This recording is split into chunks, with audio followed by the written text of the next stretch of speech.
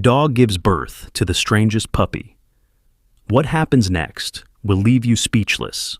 What you're about to read isn't just another animal rescue story. This tale will chill you to your core and make you question everything you thought you knew about the natural world. Like and subscribe now, and let us know in the comments where you're watching from. The rain pounded against the windows of Mia's small office at the back of the animal shelter. Lightning flashed, illuminating stacks of unpaid bills and donation forms scattered across her desk. Running a small-town animal shelter was never easy, but tonight seemed particularly grim as the storm raged on. Mia rubbed her tired eyes. At 28, she'd already given 7 years of her life to this place, to the animals nobody else wanted. Her dark hair was pulled back in a messy ponytail, and her once white veterinary coat was stained with the day's work. The shelter was struggling financially, but she couldn't bring herself to turn away a single animal in need. The phone rang, cutting through the drum of rain. Mia glanced at the clock, 11:47 p.m. Nothing good ever came from calls this late. "Willow Creek Animal Shelter," she answered, trying to mask the exhaustion in her voice. "There's a dog," a man's voice crackled through static. "By the cliffs. She's pregnant. Looks ready to pop any minute. She's just wandering around in this storm, and I'm worried she'll fall." Mia's heart sank. "Where exactly by the cliffs?" "The old overlook, near Miller's Point. I'd help, but I'm just passing through." My headlights caught her eyes. She looked scared. Mia thanked him and hung up. She dialed Jordan's number immediately. As her assistant and the only other full-time staff member at the shelter, Jordan had become more than a colleague over the years. He was the only person who understood what this place meant to her. "I need your help," she said when he answered. "Pregnant stray by the cliffs." 20 minutes later, they were driving through the worst storm Willow Creek had seen in years. Jordan gripped the dashboard as Mia navigated the shelter's old van through winding roads that led to the cliffs. Visibility was near zero, with rain sheeting down the windshield faster than the wipers could clear it. "This is insane," Jordan said, pushing his glasses up his nose. "We should have called animal control." "They don't come out in storms like this," Mia replied, squinting through the windshield. "If we don't find her, no one will." The headlights caught something moving in the distance, a flash of amber in the darkness. Mia slowed the van. "There!" Jordan pointed. A thin dog stood at the edge of the road, her swollen belly hanging low. She was some kind of Labrador mix, her coat a dirty golden color, matted with mud and rain. As the van approached, she turned to look at them, and Mia felt a chill run down her spine. The dog's eyes were an unusual amber color, almost glowing in the headlights. There was something in those eyes, not just fear or pain, but a strange sort of awareness that made Mia's skin prickle. "She doesn't look like a stray," Jordan said as they stepped out into the rain. "No collar, but she's not completely malnourished." Mia approached slowly, speaking in soft tones. "Hey there, girl. It's okay. We're here to help." The dog watched her approach without moving, those amber eyes fixed on Mia's face. Then, shockingly, the dog took a step toward her, as if she'd been waiting for them. "That's weird," Jordan whispered. "It's like she knows us." As Mia reached out to slip a lead around the dog's neck, lightning split the sky. In that brief, blinding flash, Mia saw something on the cliff edge behind them. A tall, dark figure standing perfectly still, watching. When the darkness returned, she blinked away the afterimage, telling herself it was nothing but a tree or rock formation. The dog whined softly, a sound that made the hairs on Mia's neck stand up. It wasn't quite right, almost like a human trying to mimic a dog's whimper. "Let's get her in the van," Mia said, suddenly eager to leave this place. As they drove back toward the shelter, the pregnant dog lay quietly in the back, those strange amber eyes never leaving Mia's face in the rearview mirror. Jordan checked her for injuries, finding none. "No chip, no collar, not spayed obviously," he reported. "She seems healthy despite being out in this weather, definitely close to term." Another flash of lightning illuminated the road ahead, and in that instant, Mia swore she saw the same dark figure standing in the middle of the road. She slammed on the brakes, the van skidding on the wet asphalt. "What?" Jordan shouted, bracing himself against the dashboard. "What is it?"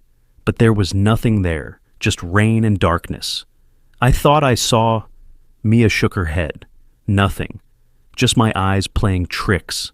The dog in the back made that strange whimper again, but this time it almost sounded like words, like she was trying to tell them something. "Did you hear that?" Mia asked. Jordan looked at her strangely. "Hear what?" Mia didn't answer. She drove the rest of the way in silence, unable to shake the feeling that they weren't just rescuing a dog tonight. They were stepping into something much deeper, much darker than a simple animal rescue. At the shelter, Mia prepared a quiet kennel away from the other animals. The storm had knocked out the power, and they worked by flashlight and emergency lamps. The shadows seemed to move strangely in the corners of the room. "I'll call her Nova," Mia said, helping the dog settle onto soft blankets. "She reminds me of a star. Those eyes." Jordan nodded, but he looked uneasy. "I'll stay tonight. She could go into labor any time." As if on cue, Nova began to pant heavily, her amber eyes fixed on Mia's face. Labor had begun. "Get the emergency kit," Mia instructed, kneeling beside Nova. "It's going to be a long night."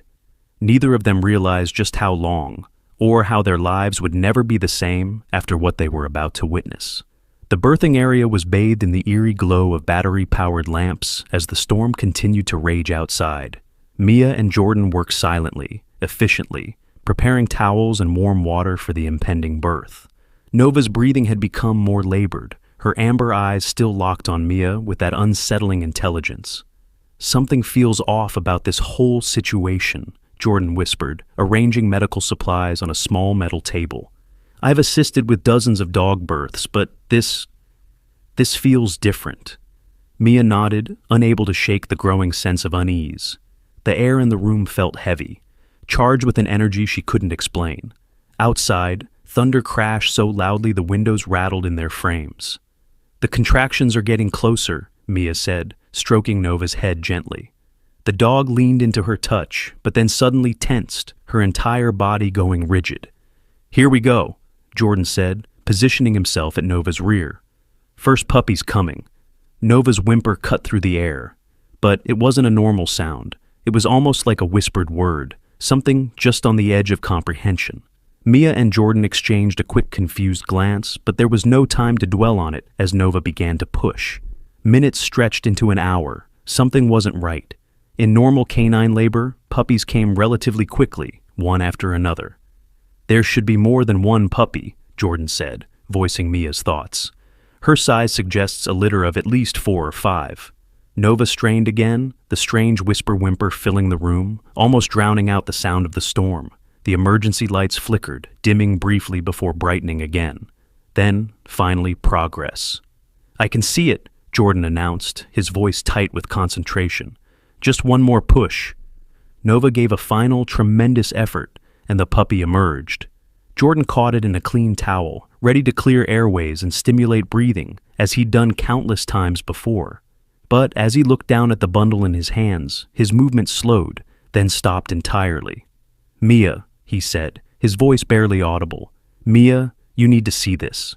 She moved around to look, and her breath caught in her throat. The puppy wasn't what they expected, not even close. Instead of the pink or dark-colored newborn they anticipated, this puppy was covered in fur the color of silver smoke, shimmering almost metallically in the lamplight. More disturbing, its eyes were already open, something impossible for newborn puppies, whose eyes typically remain closed for up to 2 weeks after birth. And those eyes, they were a brilliant electric blue that seemed to glow from within, fixing on Mia with the same unnerving awareness as its mother's. "What is that?" Jordan whispered, his hands trembling slightly as he held the towel. The puppy didn't cry or whimper like normal newborns. It simply stared, unnaturally calm, its tiny chest rising and falling with even breaths. When Jordan attempted to clean it, the puppy stood on wobbly legs, another impossibility for a newborn, and shook itself, the silver fur settling perfectly into place. Nova watched calmly, showing none of the typical new mother behaviors of licking or nuzzling her baby. Instead, she seemed to be waiting for something. "Check for more puppies," Mia instructed, her voice strangely distant to her own ears. "There has to be more than one." Jordan carefully examined Nova, then shook his head. "Nothing. Just the one." The overhead lights flickered again, and in that moment of semi-darkness, Mia could have sworn the puppy grew slightly before her eyes. When the light steadied, she told herself it was just a trick of the shadows. "This isn't normal," Jordan said, stating the obvious. "I've never seen anything like this. We should call Dr. Benson." Mia nodded absently, unable to tear her gaze away from the puppy's glowing blue eyes. "Tomorrow. It's too late to call him now." As if understanding her words, the puppy tilted its head slightly, those eerie blue eyes blinking slowly. Outside, the storm seemed to intensify, rain hammering against the roof with renewed fury. "We should at least take some pictures, document this," Jordan suggested, reaching for his phone. But when he aimed the camera at the puppy, the screen went black. He frowned, tapping at it. Battery was at 80% just a minute ago. Mia reached for her own phone, only to find it dead as well. Even the shelter's emergency landline emitted nothing but static when she lifted the receiver. Nova suddenly stood, moving to stand protectively over her unusual offspring. She let out a low growl that made both humans step back instinctively. "Let's give them some space," Mia suggested, though she couldn't take her eyes off the silver puppy. "We'll check on them throughout the night." As they stepped out of the birthing area, Mia glanced back one last time. In the doorway's shadow, she could have sworn she saw Nova and her puppy exchange a look of perfect understanding, like two intelligent beings communicating silently in a language humans couldn't comprehend. Morning arrived with surprising calm after the night's violent storm. Sunlight streamed through the shelter windows, illuminating dust motes that danced in the golden beams. Mia had managed only a few hours of restless sleep on the break room couch, her dreams filled with strange shadows and glowing eyes. She made her way to Nova's kennel, coffee in hand, trying to convince herself that the previous night's oddities were simply the product of exhaustion and poor lighting. Maybe the puppy would look normal in daylight, just an unusual coat color, nothing more. The thought evaporated the moment she reached the kennel. Nova lay curled in her bed, watching attentively as her silver puppy explored the small space. But that was impossible. Newborn puppies couldn't walk for at least 2 weeks, let alone explore with purpose. Yet, here was this one, not even 12 hours old, moving with the coordination of a much older dog. Its movements were unnaturally fluid, almost graceful, as it investigated every corner of the kennel. "This can't be happening," Mia whispered to herself. At the sound of her voice, the puppy turned, those brilliant blue eyes locking onto hers with unmistakable recognition. It approached the kennel door, its silver coat catching the sunlight and reflecting it in ways that fur simply shouldn't. Jordan appeared beside her, dark circles under his eyes, indicating he'd slept as poorly as she had. "Tell me I'm not crazy," he said quietly. "Tell me you're seeing what I'm seeing." Mia nodded slowly. "It's walking, actually, more like prowling." "I checked the security cameras this morning," Jordan continued, his voice dropping to a near whisper despite the fact that they were alone. "There's something wrong with the footage." "What do you mean wrong?" "It glitched out for about 3 hours last night. When it came back online," he trailed off, pulling out his tablet to show her. The grainy night vision footage showed Nova and her puppy in the kennel. The puppy wasn't sleeping as it should have been. Instead, it sat perfectly upright, its glowing eyes visible even on the poor quality footage, tracking something moving across the room. But there was nothing there, just empty space. "Keep watching," Jordan instructed. On screen, Nova suddenly stood at attention, her posture rigid as she stared at the kennel door. Then both dogs turned their heads in perfect unison, following the movement of something invisible, their eyes tracking it from one side of the kennel to the other. A chill ran down Mia's spine. "Could be a bug on the lens or something," she suggested weakly. Jordan gave her a skeptical look. "A bug that both dogs can see through the camera?" Before she could respond, the shelter's front door chimed. Dr. Benson, the local veterinarian who consulted for the shelter, entered carrying his medical bag. "Jordan called me first thing," he explained, noticing Mia's surprised expression. "Said you had an unusual birth last night. Single puppy with some abnormalities?" Mia led him to Nova's kennel, where the silver puppy now sat perfectly still, watching their approach. Dr. Benson paused, his usually professional demeanor faltering as he took in the scene. "That's not right," he muttered, adjusting his glasses as if the problem was with his vision. "Can you examine it?" Mia asked. "We need to figure out what we're dealing with." Dr. Benson hesitated, then nodded. As they prepared to enter the kennel, Mia noticed something else strange. Shadow, the shelter's resident cat, had appeared and was sitting nearby, watching the kennel. Unlike his usual territorial behavior around dogs, Shadow's posture was different, almost submissive, his head slightly bowed as he stared at the silver puppy. Shadow never comes to this part of the shelter, Jordan noted, following Mia's gaze. When they opened the kennel door, Nova immediately positioned herself between them and her puppy, a low growl emanating from deep in her throat. It was the aggressive protection Mia had expected to see the night before, but had been strangely absent. "Easy, girl," Dr. Benson said soothingly, moving slowly as he entered the space. The silver puppy watched from behind its mother, those intelligent blue eyes assessing each human in turn. When its gaze landed on Dr. Benson, the veterinarian froze mid-step. "My God," he whispered. "It's like it's thinking." Jordan hung back at the kennel door, his tablet in hand. "I've been doing some research," he said, his voice uncertain. "There are old stories about dogs like this. They call them omen dogs, born once every century, harbingers of change." Dr. Benson shot him an irritated look. "This is a medical situation, not a folklore convention." But as he attempted to approach the puppy for examination, Nova's growl deepened, and the air in the kennel seemed to grow suddenly colder. The silver puppy still hadn't made a sound, not a whimper, not a bark, but its eyes glowed more intensely as it watched them. The lights in the shelter flickered, despite the clear sky outside.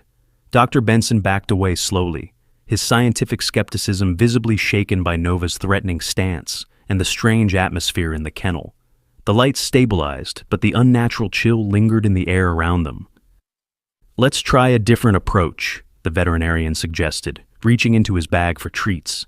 "Maybe we can gain her trust." Nova's amber eyes tracked his every movement. When he offered a treat through the kennel bars, she remained motionless, neither accepting nor rejecting it. The silver puppy watched this interaction with an eerie stillness, its blue eyes unnaturally focused for an animal that should be blind and helpless at this age. "I've never seen maternal behavior quite like this," Dr. Benson admitted, withdrawing his hand. "Usually new mothers are protective but not outright hostile, especially toward familiar humans." Mia nodded. "She's been strange since we found her. It's like she knows something we don't." With careful movements, Dr. Benson set up a small camera on a tripod outside the kennel. "Since we can't examine the pup directly, let's monitor them. I'll review the footage later, see if we can spot any abnormalities in their behavior." As they retreated to Mia's office to give Nova space, Jordan continued scrolling through websites on his tablet. "Listen to this," he said, reading from the screen. "In certain cultures, there are legends of spirit dogs, born with unusual coloring and capabilities beyond normal canines. These rare animals were considered messengers between worlds, appearing only in times of great change or danger." Dr. Benson rolled his eyes. "That's superstitious nonsense. There's obviously a medical explanation, perhaps a rare genetic mutation or developmental abnormality." "Then explain how it's walking already," Jordan challenged, "or why its eyes were open at birth." "Premature development isn't unheard of," Dr. Benson replied, though his tone lacked conviction. Mia interrupted their debate. "Whatever's happening, we need to figure out next steps. The shelter can barely keep the lights on for our regular animals, let alone deal with whatever this is." "I can run some tests if you can get fur or saliva samples," Dr. Benson offered. "Maybe reach out to some colleagues at the university." Their conversation was cut short by a high-pitched electronic squeal from the security monitors. Mia rushed to check the screens, finding most of them displaying only static. The camera that should have shown Nova's kennel flickered between static and clear image, as if struggling against some interference. In the brief moments when the image cleared, they could see Nova standing perfectly still, staring directly at the camera as if she knew they were watching. The silver puppy was nowhere in sight. "Where did it go?" Jordan asked, tension evident in his voice. They hurried back to the kennel, finding Nova still in the same position, but now the silver puppy sat beside her, gazing up at the humans with those penetrating blue eyes. It had definitely moved, but the camera hadn't captured it. "I want a DNA sample," Dr. Benson said firmly. "That might give us some answers." With careful preparation, including protective gloves and a mild sedative for Nova, they managed to enter the kennel. Dr. Benson worked quickly, swabbing the inside of Nova's cheek and attempting to do the same for the puppy. But when he approached the silver pup, something extraordinary happened. The temperature plummeted further, their breath suddenly visible in the cold air. The puppy didn't growl or bare its teeth. It simply stared at Dr. Benson, those blue eyes glowing brighter, and the veterinarian's hand froze mid-air, trembling slightly. I can't, he stammered, his face suddenly pale. Something's wrong. I can't move my arm. Jordan and Mia watched in shock as Dr. Benson struggled, his extended arm rigid as if held by invisible restraints. After several tense seconds, he gasped and stumbled backward, nearly falling as whatever force had held him released its grip. "What just happened?" Mia demanded, helping steady the shaken veterinarian. Dr. Benson shook his head, sweat beading on his forehead despite the unnatural cold. "I don't know. It felt like something was in my head, telling me to stop." They retreated from the kennel, locking it securely behind them. In the hallway, Dr. Benson examined his arm, finding no marks or physical explanation for the paralysis he'd experienced. "I need to get this sample analyzed," he said, holding up Nova's swab with a shaking hand, "and maybe consult with someone who specializes in unusual cases." As they walked back toward Mia's office, the lights throughout the shelter flickered again, this time in a distinct pattern that couldn't be dismissed as random electrical issues. Behind them, Shadow the cat had returned to his position near Nova's kennel, sitting in that same submissive posture, watching the silver puppy through the bars with an attention that bordered on reverence. "I don't think this is a medical issue anymore," Jordan whispered, voicing what they were all beginning to suspect. "This is something else entirely." That night, the shelter felt different, quieter somehow, as if the usual sounds of animals had been muted by an invisible presence. Mia had sent Jordan home to rest, promising to call if anything changed with Nova or her unusual puppy. Dr. Benson had left as well, taking Nova's DNA sample with him and looking visibly shaken by his encounter. Alone in her office, Mia tried to focus on paperwork, but her thoughts kept drifting back to the silver puppy with those knowing eyes. She'd decided to name it Soul, partly because its fur reminded her of sunlight reflecting off silver, and partly because it seemed to need a name that carried some weight, some significance. The shelter's nightlights cast long shadows across the floor as Mia made her final rounds, checking on each animal before settling in for another night on the break room couch. She saved Nova's kennel for last, steeling herself for whatever strangeness might await her. As she approached, Nova began to growl, not at Mia, but at something outside. The dog stood rigid, her amber eyes fixed on the window beside her kennel, hackles raised in warning. Mia followed her gaze but saw only darkness. Then movement caught her eye, a shadow shifting against the blackness of night. Instinctively, Mia moved to the security monitoring station, flipping through camera feeds until she found the exterior view that showed the area outside Nova's window. What she saw made her blood run cold. A tall figure stood motionless by the perimeter fence, wrapped in what appeared to be a long, dark cloak despite the warm summer night. The security light illuminated them just enough to reveal a face hidden deep within a hood, features indistinguishable in the shadows. The figure was completely still, staring directly at Nova's window. As Mia watched, frozen with uncertainty, the figure raised one hand slowly toward the shelter. Without thinking, Mia grabbed a flashlight and rushed toward the shelter's side door, driven by a mixture of fear and protective instinct. She burst outside, sweeping the beam across the fence line where the figure had stood. But there was nothing there. No footprints in the soft earth, no disturbance in the gravel path. The intruder had vanished, as if they'd never been there at all. Back inside, Mia hurried to Nova's kennel, heart pounding in her chest. What she found stopped her in her tracks. Soul stood at the kennel bars, tiny paws pressed against the metal, its glowing blue eyes fixed on the exact spot where the cloaked figure had been standing. Nova had positioned herself protectively behind her puppy, watching with those intelligent amber eyes. "What are you?" Mia whispered, the question directed at both dogs, though she expected no answer. Soul turned its gaze to her, and for a brief, unsettling moment, Mia could have sworn she felt something brush against her mind. A presence, alien yet somehow familiar, trying to communicate without words. The moment passed, leaving Mia dizzy and disoriented. She steadied herself against the wall, trying to make sense of what had just happened. A gust of cold air rushed past her, though all the windows were closed. The temperature in the shelter had dropped suddenly, drastically, making her shiver despite the warm summer night outside. Mia retreated to the security station, rewinding the footage to capture evidence of the cloaked figure, but the recording showed only static during the exact minutes when the intruder had been present. When the image cleared, the fence line was empty. Her phone buzzed with a text from Dr. Benson?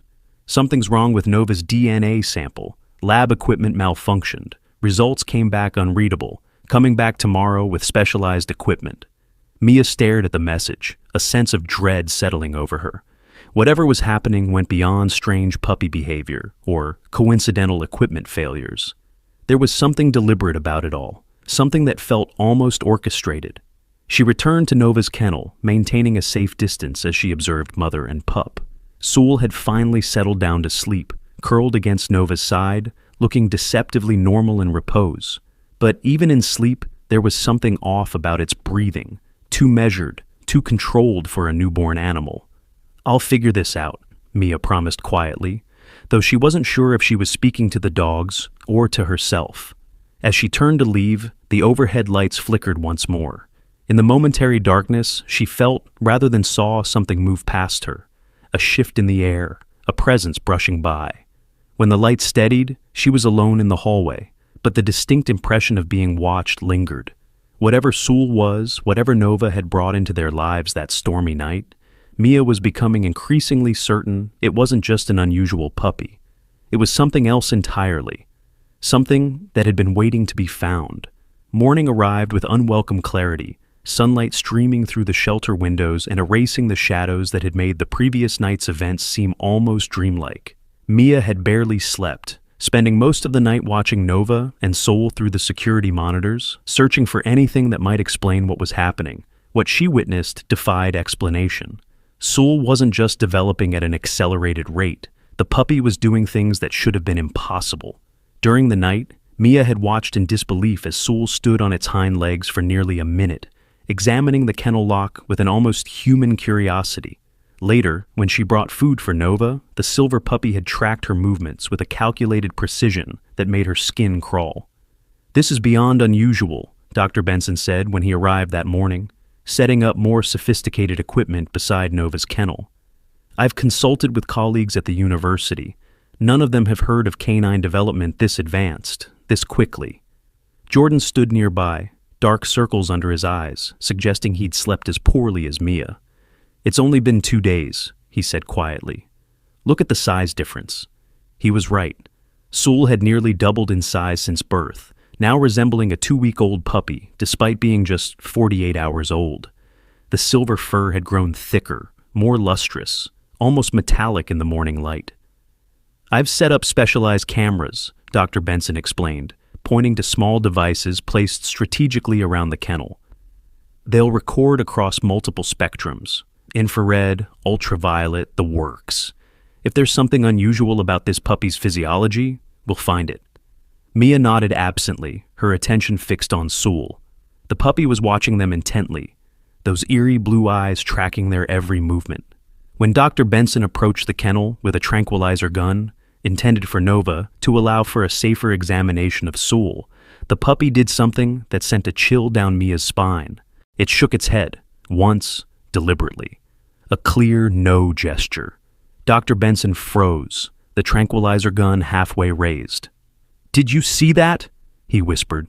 Before anyone could respond, the kennel door swung open, despite the secure lock Mia had personally checked less than an hour ago. Nova remained inside, but Sewell walked out calmly, those luminous eyes fixed on the humans. No one moved, too shocked by what they were witnessing. Sewell sat directly in front of Dr. Benson, looking up at the tranquilizer gun, then back at the veterinarian's face. The message was unmistakable. That wouldn't be necessary. "This isn't possible, Doctor." Benson breathed, lowering the gun slowly. "Dogs don't understand complex tools. They don't open locked doors." Sewell turned away from him, approaching Mia with deliberate steps. Despite her fear, she knelt down, drawn by an inexplicable compulsion to meet the puppy at eye level. "What are you?" she whispered, echoing her question from the night before. Sewell didn't respond, of course, but something happened when their eyes met. A flash of something passed through Mia's mind. Not words exactly, but impressions. Danger, protection, urgency. Then it was gone, leaving her gasping for breath. Mia? Jordan was at her side instantly, concern etched across his features. What happened? She shook her head, unable to articulate the experience. It's trying to tell us something. Dr. Benson looked skeptical, but before he could speak, his phone rang. The call was brief, his expression growing more troubled with each passing second. That was the university lab, he said after hanging up. The equipment failures weren't coincidental. The DNA sample I brought in, it somehow corrupted their entire system. Data from completely unrelated projects was altered or erased. They're saying it's like the sample infected the network. Jordan's tablet pinged with an alert. He checked it, his face paling. Someone just sent this to the shelter's email. No sender address, no metadata. He turned the screen to show them. It displayed a single image, ancient-looking script in a language none of them recognized, covering most of the page. At the bottom, in modern English, was a single line. Keep him hidden. They are coming. As if responding to these words, Sewell returned to the kennel, nudging the door closed behind him with a precision that no puppy should possess. Nova nuzzled her offspring, those amber eyes now fixed on the humans with unmistakable warning. The sound of a car pulling into the shelter's parking lot drew their attention. Through the window, they saw a sleek black SUV with tinted windows and no license plates. Were we expecting anyone? Jordan asked, his voice tight with anxiety. Mia shook her head slowly. Number, no one knows about Sewell except us. But someone clearly did, and they had arrived. The black SUV gleamed in the morning sunlight, its tinted windows revealing nothing of the occupants within. Mia, Jordan, and Dr. Benson exchanged uneasy glances as they moved toward the front of the shelter, instinctively positioning themselves between the entrance and the kennel area where Sewell remained. Maybe it's just a potential adopter, Jordan suggested, though his tone made it clear he didn't believe it. The vehicle's door opened smoothly, and a man stepped out. He was tall and thin, dressed in an impeccably tailored charcoal suit that seemed out of place in their small town. His silver hair was neatly combed back, revealing a face that was handsome in a cold, angular way. Dark sunglasses concealed his eyes, even as he approached the entrance with confident strides. Smile, Mia whispered to the others. Act normal. The shelter door chimed as the man entered, bringing with him the subtle scent of expensive cologne. He removed his sunglasses, revealing eyes so dark they appeared almost black, scanning the reception area with clinical precision before settling on Mia. Ms. Chen, he said, his voice cultured and smooth. Not a question. He already knew who she was. My name is Professor Larkin. I'm with the Blackwood Institute for Genetic Research. He extended a hand, which Mia shook reluctantly. His skin was cool and dry against hers. What can we do for you, Professor? She asked, maintaining a calm she didn't feel. Larkin smiled, a practiced expression that didn't reach his eyes. I apologize for arriving unannounced. We received some rather unusual data fluctuations from the university laboratory yesterday evening, fluctuations that coincided with a DNA sample from this facility. Dr. Benson stepped forward, professional curiosity momentarily overriding his concern. You tracked a data anomaly to our shelter? How is that even possible? The Blackwood Institute specializes in genetic anomalies, Doctor, Larkin replied, acknowledging Doctor. Benson with a slight nod. Particularly those that manifest unexpected qualities. The sample you submitted triggered several of our monitoring algorithms. Mia felt a chill run down her spine. The mysterious email had warned them to keep Saul hidden, and now this man had appeared, somehow tracking them through nothing more than a DNA sample. I'm afraid there's been some misunderstanding, she said carefully. We have nothing unusual here, just ordinary shelter animals waiting for adoption. Larkin's smile remained fixed, but something flickered in those dark eyes. Amusement, perhaps, or condescension. Ms. Chen, I understand your caution, but I believe you recently took in a pregnant Labrador mix, which has since given birth to a single puppy with rather extraordinary characteristics. The three shelter workers remained silent, shock evident on their faces.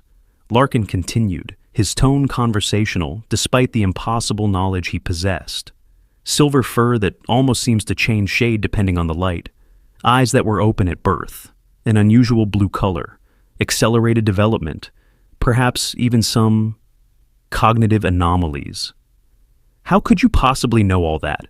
Jordan blurted, earning a warning glance from Mia. Larkin turned to him, that cold smile never wavering. "The Blackwood Institute has been tracking these genetic signatures for decades. They appear very rarely, once every generation or so. When Dr. Benson's sample corrupted the university's systems, it created a distinctive pattern we've seen before." He reached into his jacket, producing a sleek tablet. On it was an image that made Mia's heart skip a beat. A photograph of another dog, strikingly similar to Saul but fully grown, the same silver fur, the same penetrating blue eyes. This specimen was documented in 1923 in a remote village in northern Europe, Larkin explained. There have been others throughout history. Always a single birth, always with accelerated development and unusual cognitive abilities. Dr. Benson leaned forward, professional fascination temporarily overriding his suspicion. "What exactly are they?" "That," Larkin said, putting away the tablet, "is what we hope to discover. The Blackwood Institute is prepared to offer your shelter a substantial donation in exchange for the puppy, $200,000. More than enough to keep this place operational for several years, I imagine." Mia's eyes widened at the figure, her mind racing.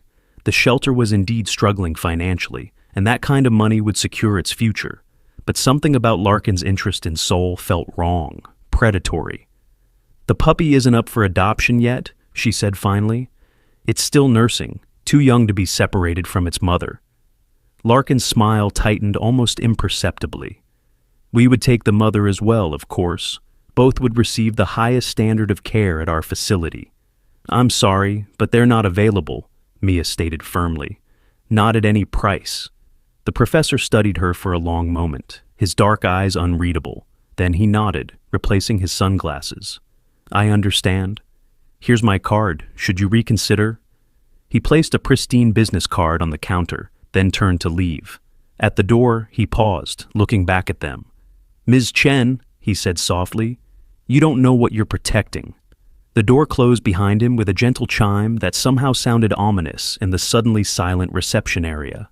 They watched through the window as Larkin returned to the black SUV, which pulled away with eerie smoothness. For several moments after it disappeared from view, no one spoke, the weight of the encounter hanging heavily in the air. "That was disturbing," Jordan finally said, breaking the silence. Dr. Benson nodded, his scientific skepticism visibly shaken. How did he know so much? The DNA sample couldn't possibly have provided that level of detail. Mia's attention had already shifted to the more immediate concerns. "We need to move Nova and Soul. That man isn't going to take no for an answer." "Move them where?" Jordan asked. "The shelter is the safest place for them." "Not anymore," Mia replied grimly. "If Larkin found us once, he'll do it again. And next time, he might not be so polite." They spent the afternoon making preparations, transferring other shelter animals to the main kennel area, while converting a storage room at the back of the building into a more secure space for Nova and Soul. Dr. Benson reluctantly agreed to help, though his scientific curiosity was clearly battling with his growing unease about the situation. "I should get back to my practice," he said as evening approached. "But I want you both to be extremely careful. Whatever Larkin's interest in this puppy, it's not benevolent research." After he left, Mia and Jordan took turns monitoring the shelter's perimeter, checking security cameras and reinforcing doors. The strange email's warning, "They are coming," echoed in Mia's mind as she worked.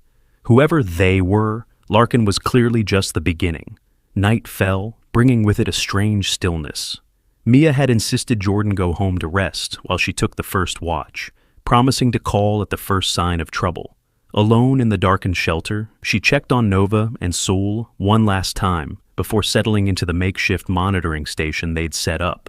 The silver puppy had grown even more since morning, now resembling a month-old dog despite being only days old. More disturbing than its growth was its behavior. Soul had arranged a series of dog toys in a precise pattern on the floor, forming what appeared to be a protective circle around Nova's sleeping form. "What are you?" Mia whispered, not for the first time. Sul's blue eyes met hers through the viewing window, and again she felt that strange brush against her mind, more distinct now, almost like words forming just beyond the edge of hearing.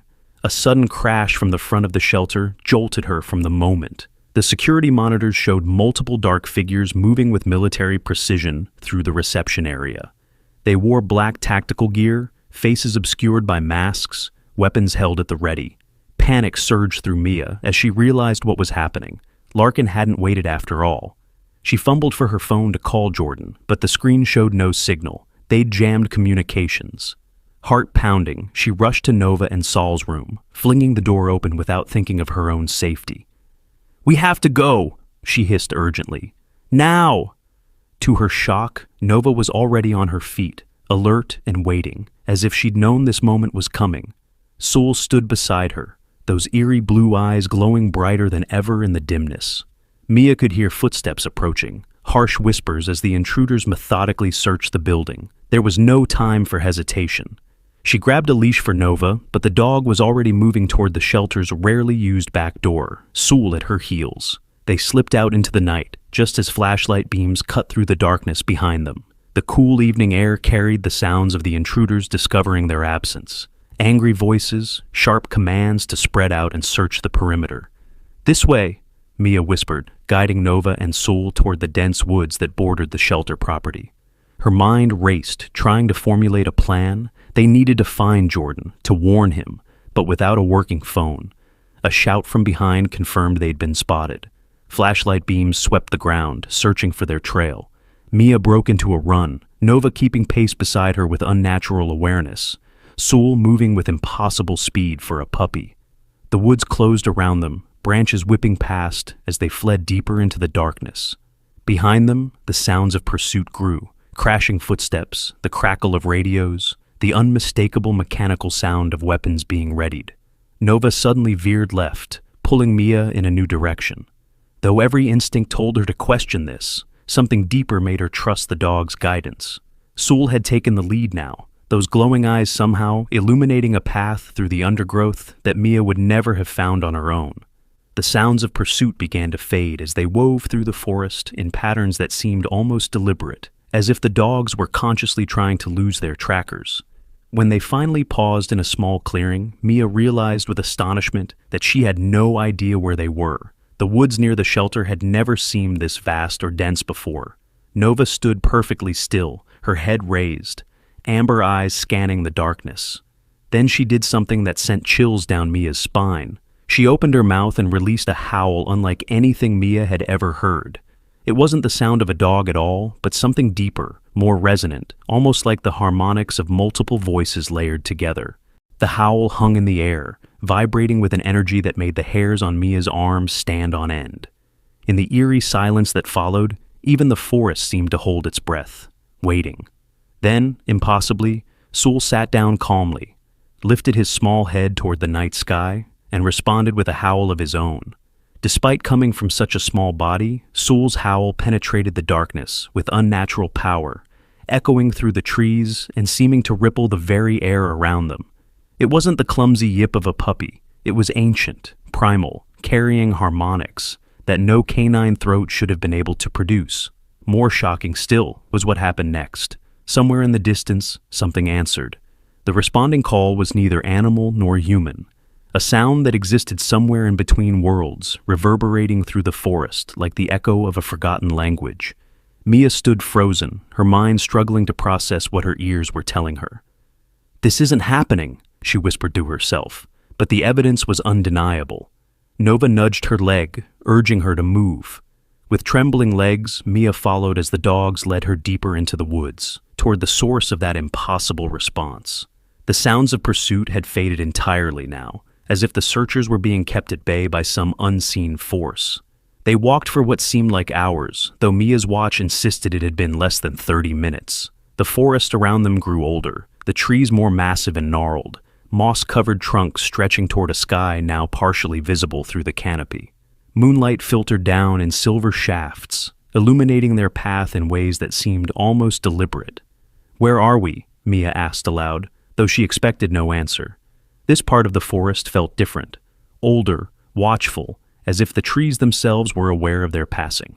A clearing appeared ahead, bathed in moonlight that seemed unnaturally bright. In its center stood a small cabin, weathered by decades of exposure, yet somehow not decrepit. Smoke curled from a stone chimney, and warm light glowed behind curtained windows. Nova approached without hesitation, Sewell at her side. Before they reached the door, it swung open, revealing an elderly man with a wild mane of white hair and a beard that reached almost to his waist. He leaned on a gnarled wooden staff, his weather-beaten face creased with age, yet his eyes were sharp and clear as they fixed on the strange procession approaching his home.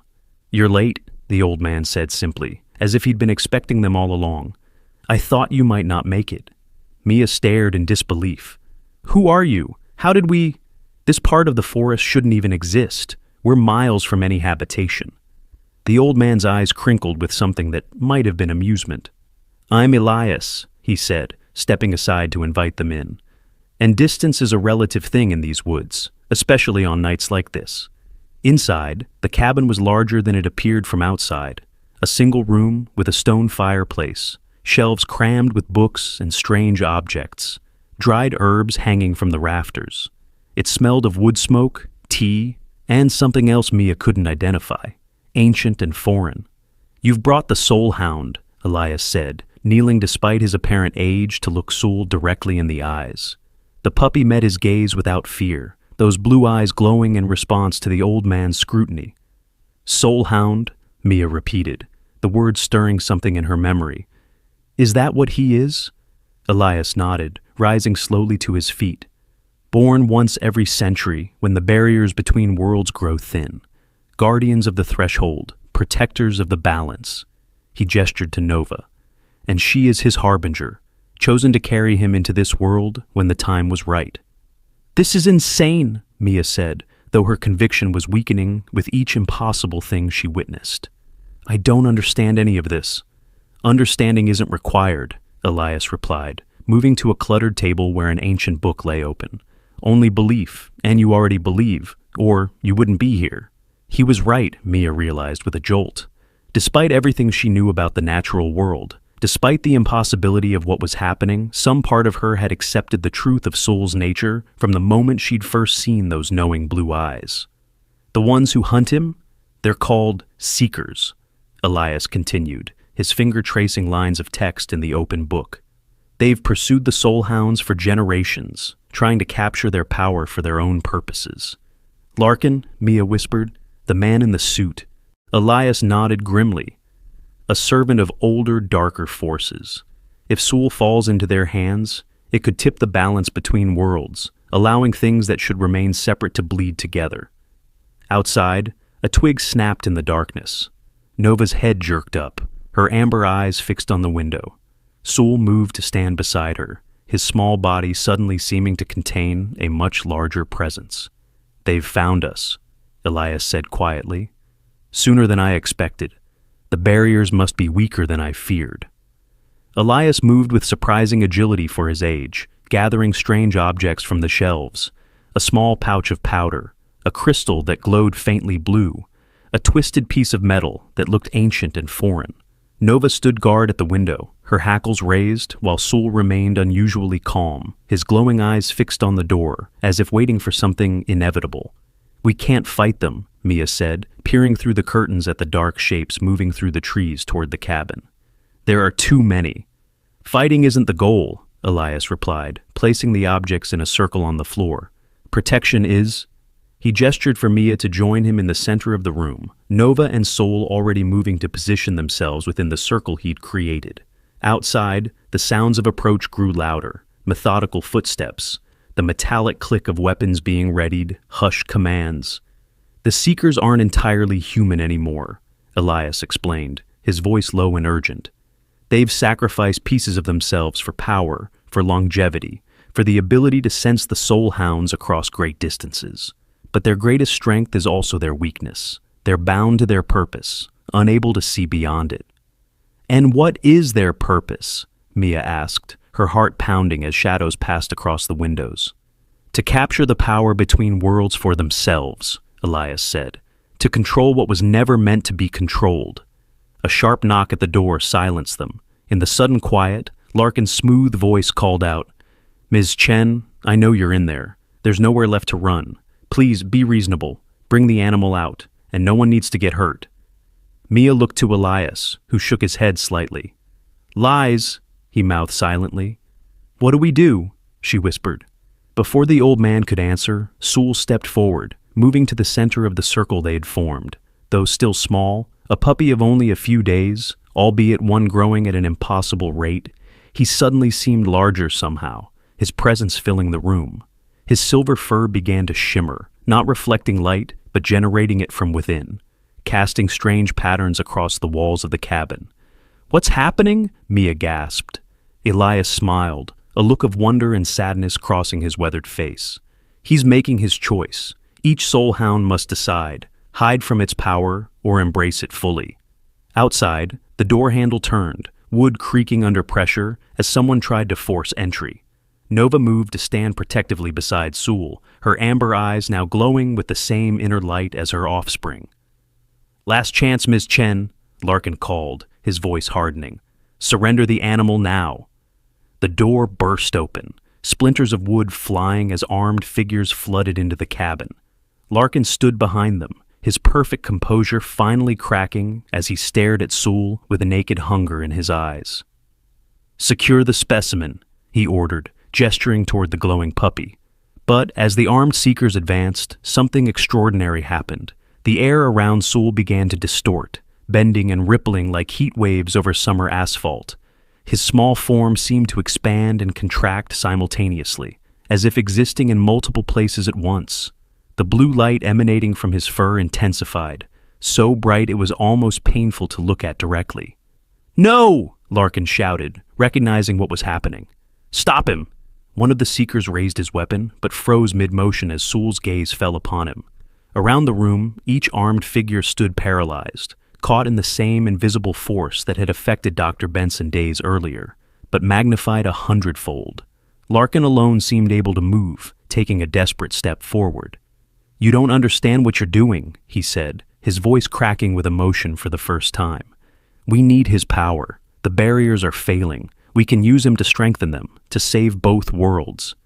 "Lies," Elias said aloud this time. "You would tear down the walls between realms to feed your own hunger for power." Sewell's form continued to shift and blur, the air around him rippling more violently. Nova stood beside him, unaffected by the strange energies swirling through the cabin. She looked at Mia one last time, those amber eyes conveying something like gratitude, or perhaps farewell. Then Sewell released a final howl, the sound transcending mere noise to become something physical, a wave of pure energy that expanded outward from his small form.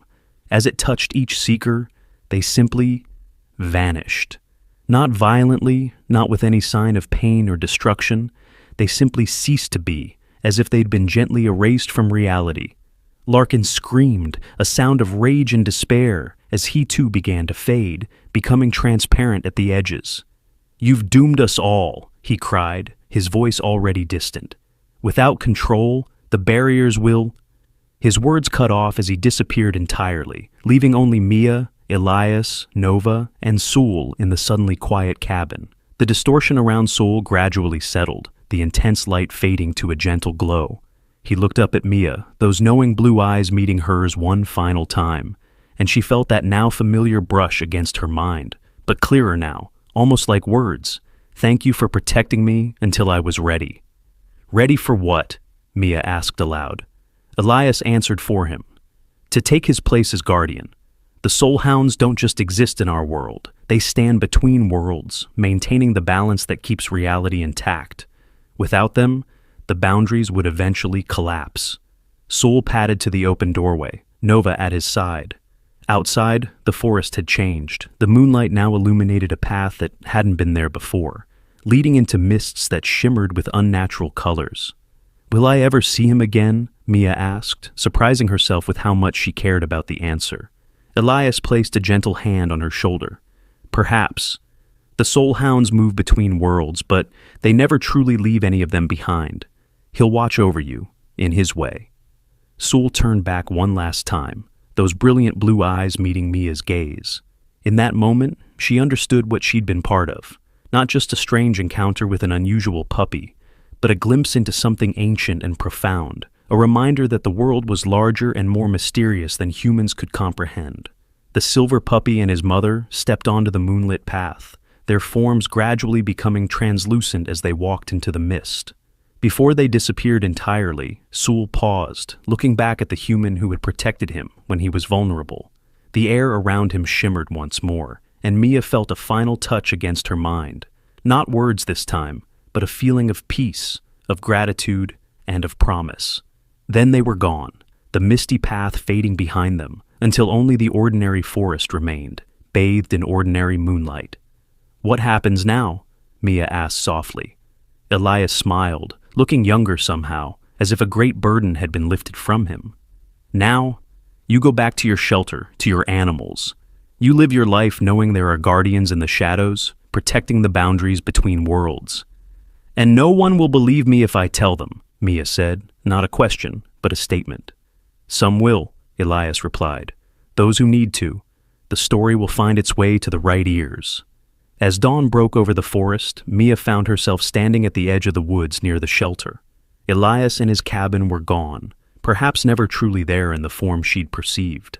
The shelter stood quiet and undisturbed, as if the previous night's invasion had never happened. Only a single silver hair on her sleeve remained as evidence of her encounter with Sewell, catching the morning light with an iridescence that no ordinary fur could possess. Inside, she found Jordan asleep at the monitoring station, unaware of all that had transpired. On the security cameras, the kennel that had housed Nova and Sewell appeared empty to casual observation. But occasionally, when the light hit it just right, Mia could see the faintest shimmer in the air, like a window briefly opening to somewhere else. In those moments, she would sometimes glimpse a silver puppy watching her with knowing blue eyes, no longer just a strange birth in a small-town animal shelter, but a guardian of the threshold between worlds, a protector of realities that most humans would never know existed. And in the darkest nights, when the barriers between worlds grew thin, those who listened carefully might hear an impossible howl echoing through the veil, the voice of the soul hound, standing guard at the edge of reality, ensuring that what should remain separate stayed that way, until the next century, when another would be born and the cycle would begin anew.